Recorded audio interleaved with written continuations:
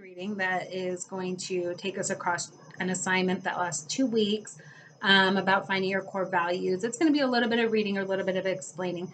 This is some really good stuff for you to be in on the Zoom sessions for, but in case you missed them or just need a little bit more clarification, I'm just going to go over a few parts of it. So this work is coming from a book called Dare to Lead by a woman named Brene Brown. She is awesome. She has a special on Netflix. If you like the work that we're doing today and you want to learn a little bit more, I would definitely recommend watching it. It's like 50 minutes long. So we're going to do some work with you figuring out what your core values is. And this means just what matters the most to you. You might think there's tons of things that matter the most to me, my family, my friends, my blah, blah, blah, whatever. All right. And that's true. But I'm asking you to look really, really deep inside and what's at the core, the center of all of those things. And we'll go over what this means right now. So let me read what she says. She says, daring leaders who live into their values are never silent about hard things. The arena, and an arena is a big, huge space like a stadium. The arena, particularly during dark and hard moments when we're trying to be really brave, can be confusing and overwhelming. So she's using the word arena right now as kind of a metaphor for just the world. Distractions, noise, a rapidly blinking exit sign that promises immediate relief from the discomfort. And the cynics in the stands, that means people who are saying negative things. In those tough matches when the critics are being extra loud and rowdy, it's easy to start hustling. To try to prove, perfect, perform, and please. God knows these are my 4 big P's. We can either hustle to show the crowd that we deserve to be there, or we can let them scare us off.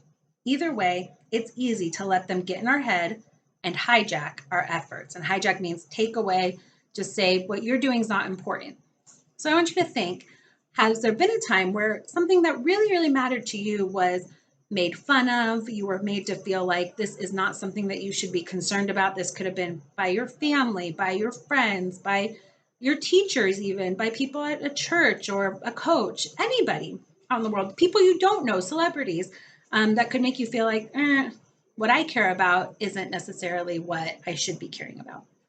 Now, if you have had that kind of a moment, which most of us have, I want you to think, how did you feel when the thing that mattered to you didn't matter to other people, or people made you feel like that was a silly thing for you to really care about?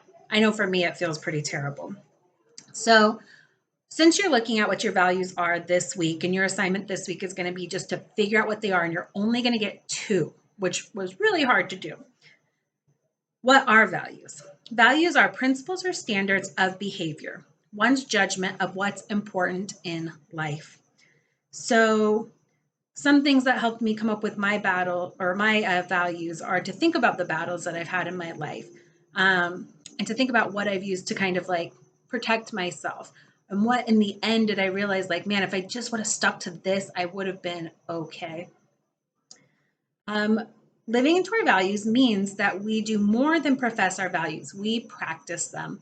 We walk our talk. We are clear about what we believe and hold important. And we take care that our intentions, words, thoughts, and behaviors align with those beliefs. Align means to match up. So who do we need to make them clear to?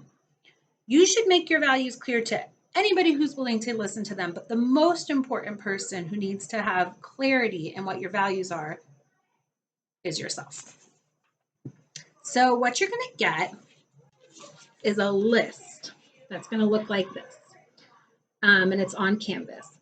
And this list has a bunch of different values, things like balance, beauty, giving back, security, trust, kindness, joy, optimism, patience, all kinds of things.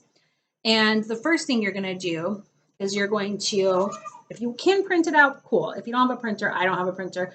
I had the book, so I was able to go through and circle them. And I circled every single thing that I thought was really important to me.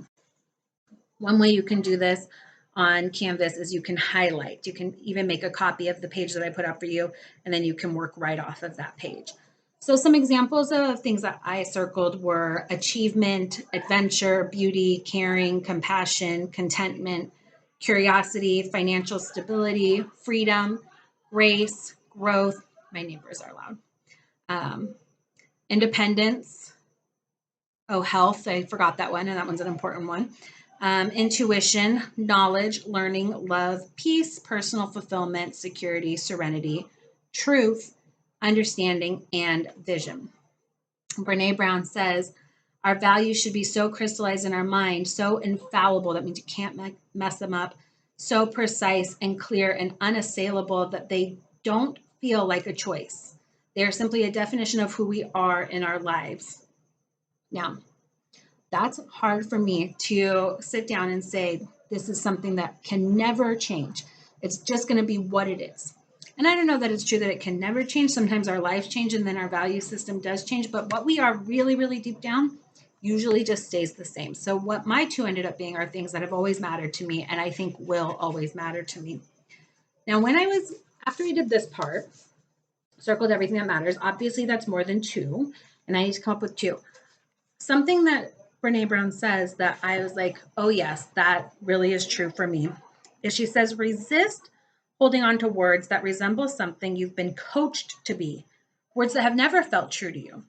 So an example of that for me might be something like compassion. I've been coached that compassion is one of the most important things in anybody's life, one of the most important things that you can have. And for me, it is really important. So I'm not saying this is not important, but is it my core value? Does compassion lead every single thing I do? And it does lead a lot of things, but not every single thing, right? So that's something that if I was going off of what I've been taught growing up, I would for sure say it's got to be compassion. Compassion is going to be one of my two. But it ended up not being. So it's really about getting away from what anybody else has ever told you you're supposed to be, saying, what am I? All right. Step one. Again, you have that list on Canvas. Step two, you're going to have to actually write something down. So I hope you have some paper. If you don't, you can type it on your computer. I actually legitimately do not have any paper in my apartment. So I did have a journal though. So I guess that's paper, but I had no loose paper. All right. So step two, let's see. It's here. So I use my journal and over here, I wrote down all of my words, everything that there was. I know it's in cursive, so it might not be legible to everybody. Now, you can do what I did, and I ended up putting dots by them. I know it's backwards for you guys, I think, but I ended up putting dots by them to group them. You can do dots, you can do color coding, you can do different shapes, anything to kind of start to group them. So an example might be I put achievement, curiosity, growth, learning, security, and vision all in one group, like things that I strive for. I put caring, compassion. That's it. Those are the only two that go into that group. Grace, intuition, love, peace, serenity, truth. Those all went into a group. So I created all these groups that make sense in my own mind. And my mind's the only one they need to make sense in because they're my values, right? And then the next thing I did was I wrote out these lists. So I wrote my groups down and then I circled the one that felt like it was most important and that maybe other things could go into it. So for example, beauty and health were in one group. Beauty is important. I like fashion, I like makeup, not right now, but I like all those things.